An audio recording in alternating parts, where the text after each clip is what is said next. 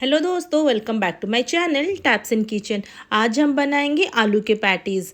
बहुत ही ज़्यादा टेस्टी बनके तैयार होता है, बहुत ही ज़्यादा क्रिस्पी भी बनता है। आज हम इसको आटे से ही बनाएंगे। अगर आप एक बार बनाओगे ना तो बार बार बनाने का मन करेगा। बार बार बनाने के लिए आपका मन करेगा। पूरा उसका टेस्ट बाजार के जैसा होता है। तो एक बार ये ज़रूर ट्राई करिए। तो सुनिए कितना क्रिस्पी बनके हमारे ये पेटीज तैयार हुए हैं। ये इतना टेस्टी होता है ना, बच्चे या बड़े सबको पसंद आने वाला है।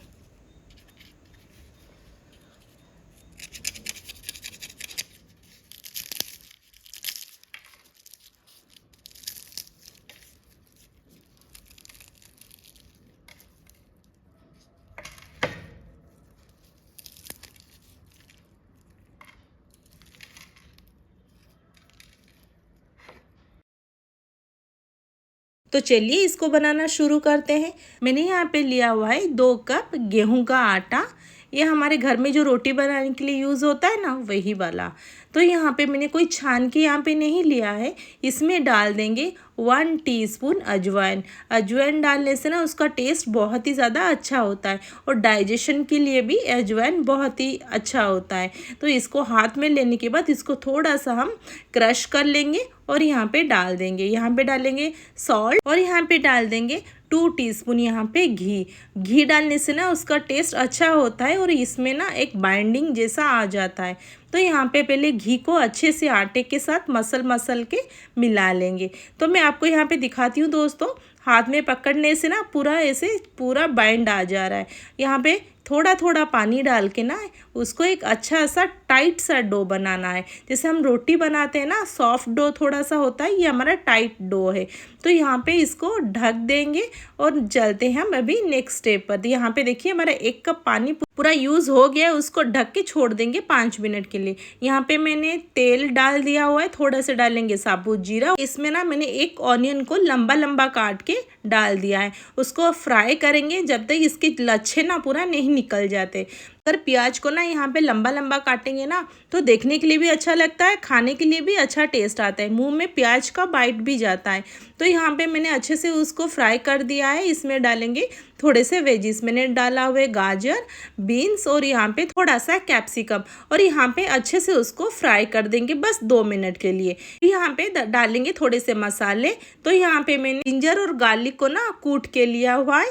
यहाँ पे पेस्ट करके मैंने नहीं डाला हुआ है। थोड़ा सा डालेंगे सॉल्ट, 1/2 टीस्पून चिली पाउडर, यहाँ पे थोड़े सा गरम मसाला और 1/2 टीस्पून कोरिएंडर पाउडर। और डालने के बाद सबको अच्छे से यहाँ पे मिला लेंगे और बाद में डालेंगे थोड़ी सी हल्दी। तो यहाँ पे सबको अच्छे से मिक्स करके इसको बस 3 से 4 मिनट के लिए ढक देंगे। तो ढकने के बाद ना अच्छे से हमारे जो मसाले पक भी जाएंगे और यहाँ पे जो वेजिस डाले हुए ना वो भी अच्छे से कुक हो जाएंगे। तो यहाँ पे देखिए उसको और थोड़ा सा छोटा छोटा करने के लिए मैंने यहाँ पे ना उसको ऐसे स्पैचुला से ही इसको थोड़ा सा कट कट कर देंगे। तो यहाँ पे और छोटा छोटा ये हो जाएगा और मसाले अच्छे से मिक्स भी हो जाएंगे। यहाँ पे मैंने उबला हुआ आलू को इसमें डाल दिया हुआ है और इसको अच्छे से हम मिक्स कर लेंगे। तो यहाँ पे देखिए ये हो गया है। उसको थोड़ा सा और सुखा देंगे ताकि पानी इसका निकल जाए। इसमें डालेंगे थोड़े से धनिया पत्ता और मूंगफली को मैंने फ्राई करके डाल दिया है। मूंगफली डालने से ना उसका टेस्ट बहुत ही ज़्यादा बढ़ जाता है। तो इसको भी ठंडा होने के लिए छोड़ देंगे। यहाँ पे अभी आपने रखा हुआ था ना जो डो, देखिए फूल गया है। तो ये हमारा पूरा टाइट डो है। देखिए दबाने से भी ये हमारा अभी भी टाइट डो है। तो यहाँ पे इसको पहले छोटे छोटे हम बॉल्स बना लेंगे, जैसे रोटी का बॉल्स बनाते हैं ना, उसी तरह से इसको हम मसल देंगे और यहाँ पे उसको छोटे छोटे बॉल्स जैसे रोटी का बॉल्स बनाते हैं बना के तैयार कर देंगे। तो ये भी पूरा टाइट है हमारा डो। तो पैटीज में ना डो थोड़ा सा टाइट होता है। तो यहाँ पे देखिए मैंने यहाँ पे सारे बॉल्स बना के रेडी कर दिए। अभी चलते हैं एक स्लरी बनाएंगे। तो पे मैंने यहाँ पे लिया हुआ है 2 टीस्पून चावल का आटा और यहाँ पे डाल दिया हुआ है 3 टीस्पून यहाँ पे घी। तो मैंने बाद में और 1 टीस्पून यहाँ पे डाला हुआ है। अगर आप चावल का आटा इस्तेमाल ना करना चाहते हो तो आप यहाँ पे ना मैदा का भी इस्तेमाल कर सकते हो। अगर मैदा ना हो तो यहाँ पे कॉर्नफ्लोर का यूज़ कर सकते हो। हमें वैसे ही चाहिए, देखिए पूरा स्मूथली जैसे पेस्ट होता है ना, सेम वैसे ही पेस्ट हमें चाहिए। यहाँ पे ना हम एक बॉल लेंगे, उसको जैसे हम रोटी बनाते हैं ना उसी तरह से इसको एक हम रोटी का शेप दे देंगे। तो यहाँ पे देखिए एक रोटी मेरा हो गया है। जैसे पतला रोटी हम खाते हैं ना, वैसे ही हमें बनाना है, ज़्यादा मोटा यहाँ पे नहीं बनाना है। बस वैसे ही हम सारे रोटी यहाँ पे बना के रेडी कर देंगे। तो यहाँ पे एक रोटी मेरा हो गया है। तो देखिए दोस्तों, यहाँ पे मैंने सारे रोटी बना के पूरा रेडी कर दिया हुआ है। तो यहाँ पे देखिए सारे रोटी यहाँ पे मेरा हो गया है। मेरा यहाँ पे टोटल 7 रोटी बन के रेडी हो गया है। तो यहाँ पे एक रोटी लेंगे और उसके ऊपर हमने जो कप बना हुआ था ना स्लेरी, तो इसको थोड़ा थोड़ा सा डाल के पूरा अच्छे से यहाँ पे फैला देंगे। तो यहाँ पे देखिए उसको चारों तरफ ना फैला के डाल देंगे और हाथ से ही उसको अच्छे से ब्लेंड कर देंगे ताकि मिक्स हो जाए पूरा रोटी के साथ। अभी इसके ऊपर थोड़ा सा हम आटा लेंगे और उसको छिड़क देंगे। ज़्यादा आटा नहीं चाहिए, बस थोड़ा सा ही आटा डाल के फिर उसको हाथ से ही हम यहाँ पे मिक्स कर देंगे। इसके ऊपर फिर से एक रोटी यहाँ पे मैंने रख दिया हुआ है। उसी प्रोसेस से थोड़ा सा उसके ऊपर हम डाल देंगे ये वाला घोल और हाथ से ही उसको पूरा अच्छे से मिक्स कर देंगे ताकि वो अच्छे से ना पूरा चारों तरफ फैल जाए। और इसके ऊपर थोड़ा सा आटा लेके उसको छिड़क देंगे। इसके बाद हाथ से ही आटा को यहाँ पे मिक्स कर देंगे। तो उसी प्रोसेस से हम सारे यहाँ पे बना के तैयार कर देंगे। तो मैंने यहाँ पे लगा दिया हुआ है सब। तो यहाँ पे थोड़ा सा ना उसको हाथ से ही दबा देंगे ताकि ना थोड़ा नीचे अच्छे से चिपक जाए। और यहाँ पे थोड़ा सा बेलन से उस बेल देंगे ताकि इवनली थोड़ा सा ये स्प्रेड हो जाए। यहाँ पे उसको कट कर देंगे। तो यहाँ पे देखिए चारों तरफ मैंने अच्छे से उसको कट कर दिया हुआ है ताकि ये एक ना शेप में आ जाए। तो यहाँ पे सब मैंने कट करके चारों तरफ से मैंने ये निकाल दिया है। अभी हम उसको ना बीच से कट कर देंगे। यहाँ पे मैंने उसको बीच से ही उसको कट कर दिया हुआ है। अभी उसको बीच से मैं 3 पीसेस कर दूंगी। तो हमें यहाँ पे टोटल 6 पीसेस यहाँ पे मिल जाएंगे। अगर आप उसको और छोटा बनाना चाहते हो ना तो बना सकते हैं। तो मैंने यहाँ पे ऐसे ही साइज़ रखा हुआ है। तो सारे पीसेस को निकाल देंगे और यहाँ पे एक पीसेस लेंगे और उसको यहाँ पे थोड़ा सा बेल देंगे ताकि ये थोड़ा सा और स्प्रेड हो जाए और पतला सा हो जाए उसका बेस। तो यहाँ पे देखिए मैंने बेल के उसको रेडी कर दिया हुआ है। अब मुझे ऐसे ही उसको साइज़ में लाना है। तो इसके अंदर मसाला को रख देंगे। तो उसको पहले ऐसे शेप में रख देंगे, उसके बाद इसके अंदर मसाला डाल देंगे और चारों तरफ ना थोड़ा सा पानी डाल देंगे। पानी को ना थोड़ा बीच में आप डालिए, अंदर पूरा मत डालिए। तो यहाँ पे देखिए उसको थोड़ा सा ऐसे हाथ से ही दबा देंगे और अंदर से उसको थोड़ा सा चिपका देंगे। तो यहाँ पे देखिए बाहर से बिल्कुल भी मत चिपकाइए, अंदर से देखिए कैसे मैं यहाँ पे चिपका रही हूँ वैसे ही हमें चिपकाना है। बाहर बिल्कुल भी उसको नहीं चिपकाना है। तो इसके अंदर की तरफ पूरा अच्छे से चिपका देंगे ताकि ना मसाला बाहर ना आना पाए। यहाँ पे देखिए वैसे हमारा हो गया। जो थोड़ा सा दिख रहा है ना वो बिल्कुल भी बाहर नहीं निकलेगा, बाहर से थोड़ा से फ्राई हो जाएगा।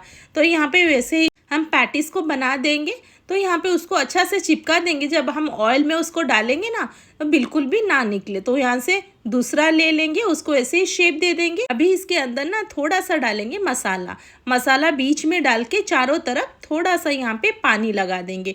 पानी पूरा कोने में मत डालिए, थोड़ा अंदर अंदर यहाँ पे डाल देंगे। तो क्या होगा ना चिपक जाएगा अंदर से, बाहर बिल्कुल भी नहीं चिपकेगा। अगर बाहर हम उसको चिपका देंगे ना उसका जितना परत है ना वो बिल्कुल भी नहीं निकलेगा। तो ये अब पूरा देखिए मैं कैसे कर रही हूँ वैसे ही उसको अंदर से भी उसको चिपका देंगे। तो यहाँ पे हाथ से ही उसको दबा दबा के अच्छे से यहाँ पे लगा देंगे। हमने यहाँ पे पानी लगा हुआ है ना तो आराम से चिपक जाएगा, बिल्कुल भी नहीं खुलेगा। तो इसी तरह हम सारे पैटीज को बना के रेडी कर देंगे। तो यहाँ पे देखिए वैसे ही बना लेंगे बट बाहर से बिल्कुल भी हमें नहीं चिपकाना है। तो यहाँ पे सारे पैटीज बन के रेडी हो गए। यहाँ पे मैंने ऑयल डाला है। ऑयल बिल्कुल भी दोस्तों यहाँ पे गरम नहीं है। देखिए मैंने यहाँ पे डाल दिया है, बहुत ही कम गरम है ये। देखिए वैसे ही हमें गरम चाहिए, गुनगुना गरम। अगर ज़्यादा गरम हो आप डाल देंगे ना बिल्कुल भी उसका परत नहीं निकलेगा, बस वो फ्राई होके निकल जाएगा। तो यहाँ पे देखिए धीरे धीरे करके ना अपने आप परत निकलता जाएगा, वो फ्राई होता जाएगा। तो क्या होगा ना बाहर से क्रिस्पी हो जाएगा और अंदर से भी अच्छी तरह से पक जाएगा। ये हमारा आटा का है ना तो उसका कलर थोड़ा सा ना यहाँ पे रेड होगा। यहाँ पे अगर मैदा का यूज़ किया होता ना तो यहाँ पे वाइट होता। यहाँ पे देखिए अपने आप ये फ्राई होके ऊपर आ गया है। तो यहाँ पे उसको लो मीडियम में ही फ्राई करना है। तो यहाँ पे इसको पलट देंगे ताकि दूसरे तरफ ना थोड़ा सा फ्राई हो जाए।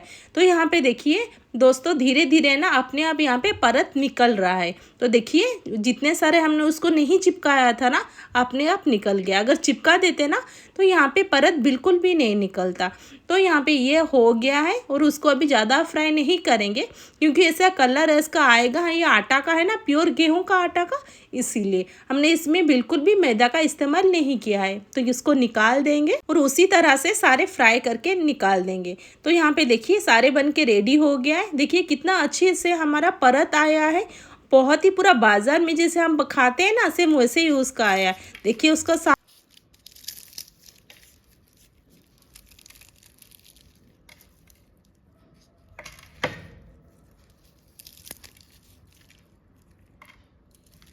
दोस्तों, अगर अच्छा लगा वीडियो तो वीडियो को लाइक कर दीजिए, चैनल को सब्सक्राइब कर दीजिए।